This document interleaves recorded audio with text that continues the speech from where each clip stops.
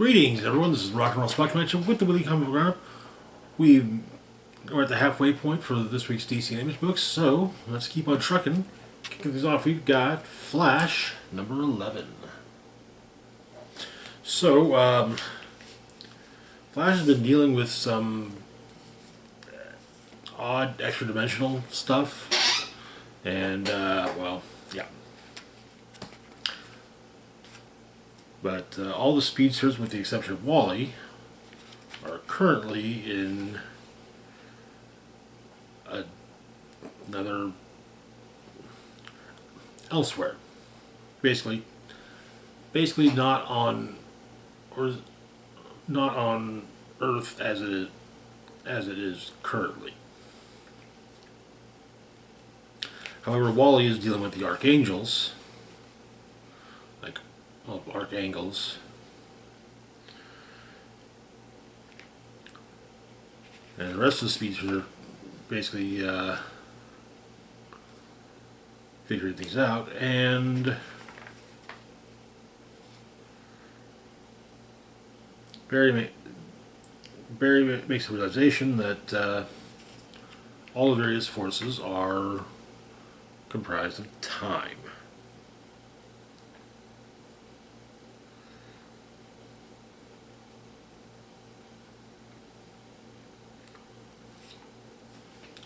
But the Stillness and the Archangels believe time is an abomination.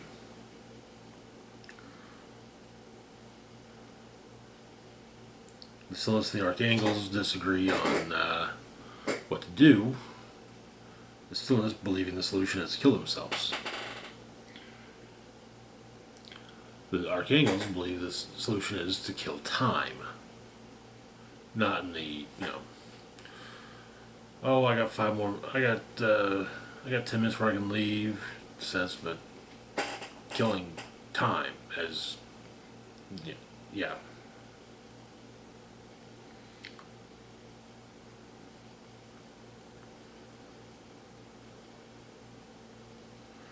But,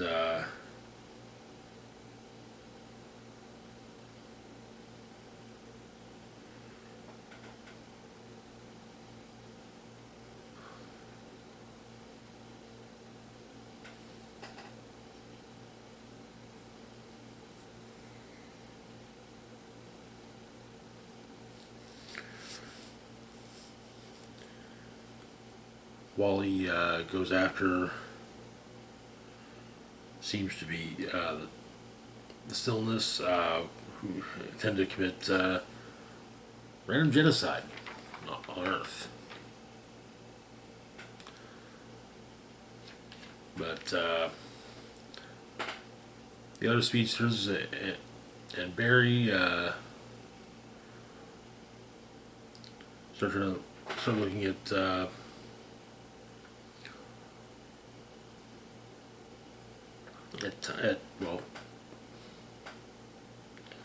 time and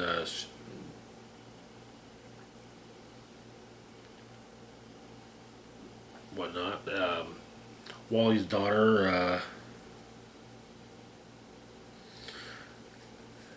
has something that she basically is concentrated super speed.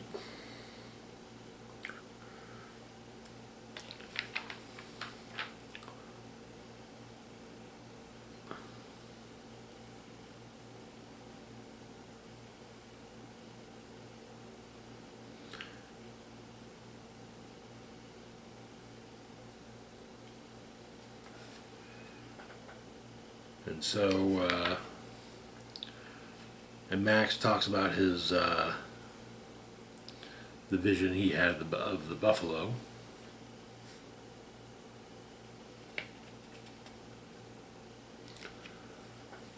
And it kind of seems like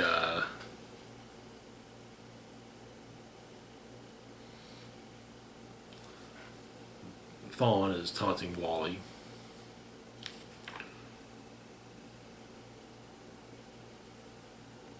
And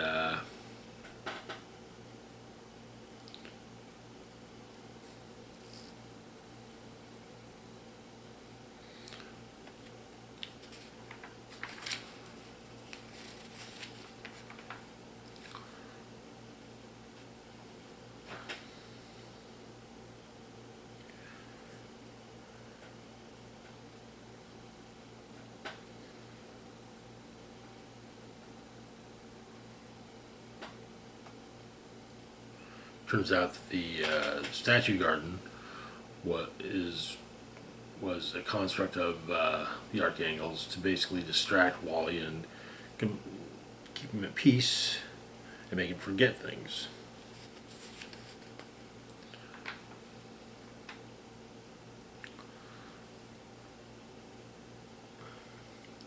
But the speedsters deploy, and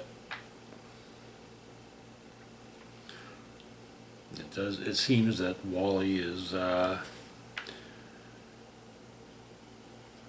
to succeed. So, yep, that is where the issue ends. Flash of light. A flash of light that appears to be the Speed Force. Interesting concept. We'll have to see how this all plays out.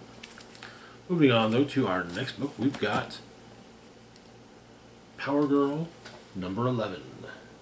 So, Power Girl's been settling into her new alter ego of Dr. Paige Stetler, columnist for the Daily Planet, and just, settling into living in Metropolis with, the rest of the Superman family. But the issue begins. Power Girl has woken up her roommate Omen. She's nervous about her date.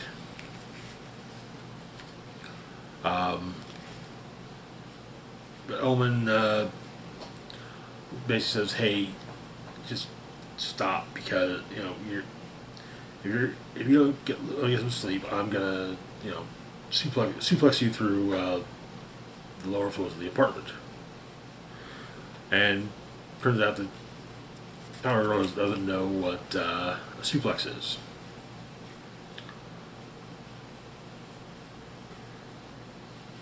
So Omen shows her some wrestling videos, and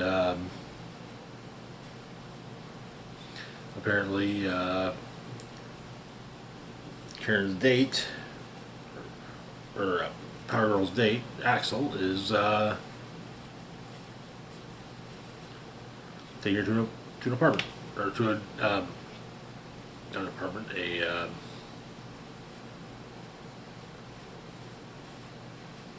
aquarium. But the next morning, Power Girl's late for a meeting with Lois Lane. Lois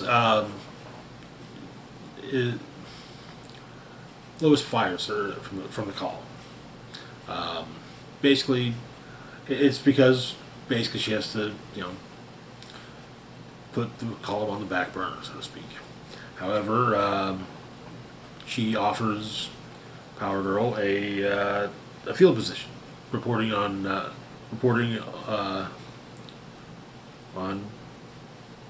crises on the ground, and getting to do some actual good, do some actual tangible good as Power Girl.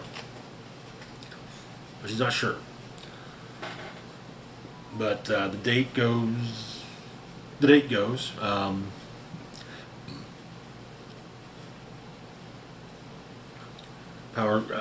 Paige tells shares various fun fish facts with Axel. She really likes fish.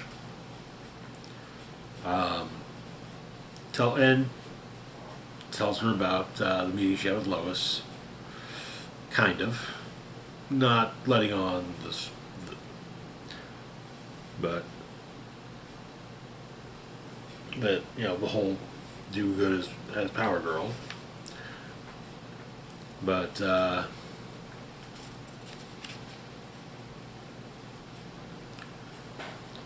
Aqua's queen, aquatic entity, shows up to free the fish. Of course, Power Girl has disappeared to change the Power Girl, but Axel knows the fact that yeah, she's the same person,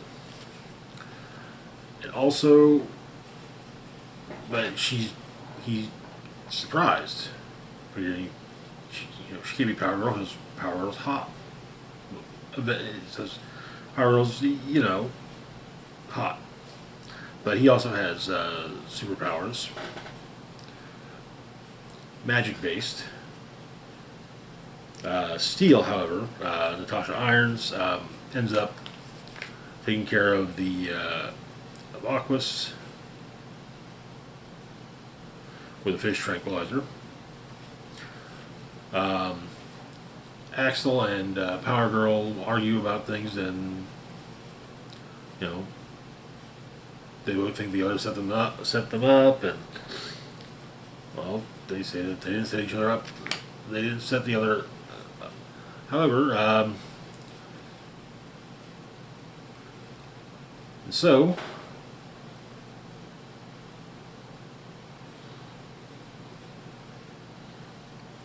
Power Girl wants to know just what Axel is, so he offers to show her by taking her to where he's from, Asgard.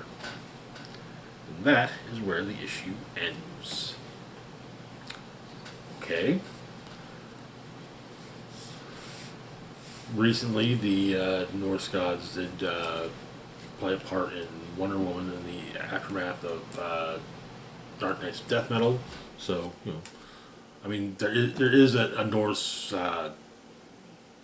pantheon in DC's universe. Moving on, though, to our last one for the moment, we've got Zatanna, Bringing Down the House, number 2.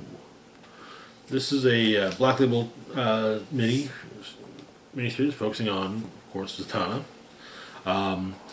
In this, however, she's not a magician. No, she claims she's not a magician. She's a stage magician, and daughter of the late and legendary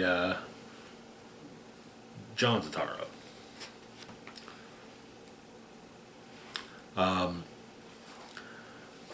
In the first issue, she dealt with had to deal with an actual magic user in the audience of her shows, and we're getting flashbacks to something from Zatanna's past, which her father tried to help her with. But a demon shows up and interrupts Zatanna's show. Zatanna and the other magic user team up to deal with the demon, and they do, with Zatanna utilizing usual backward spell casting to cast a bolt of destruction. And so Zatanna gets taken to the Palace of the Palace of the Casters. Apparently, the Society of Casters held her father in high regard.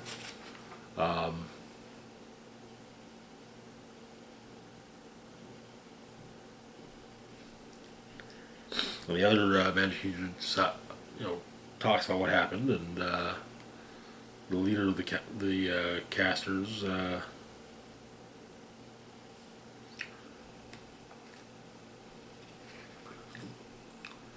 mentions Zatanna's past and the death of her father, which Zatanna states was an accident. Eventually, though, Zatanna returns home.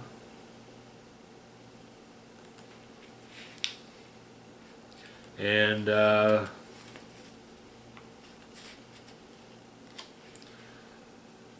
someone's making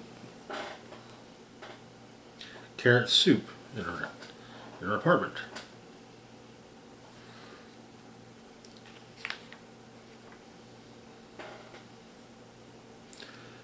And that someone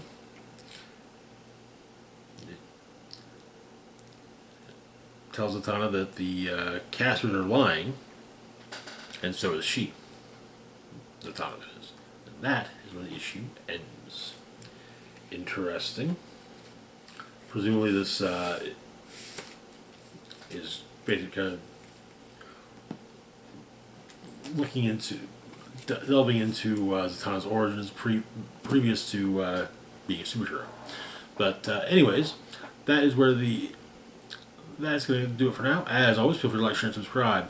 Links to my Facebook, Twitter, Blue Sky, Instagram, Mastodon, Patreon, PayPal can be found in the description box down below. This is Rock and Roll Spock signing off saying, live long and rock hard.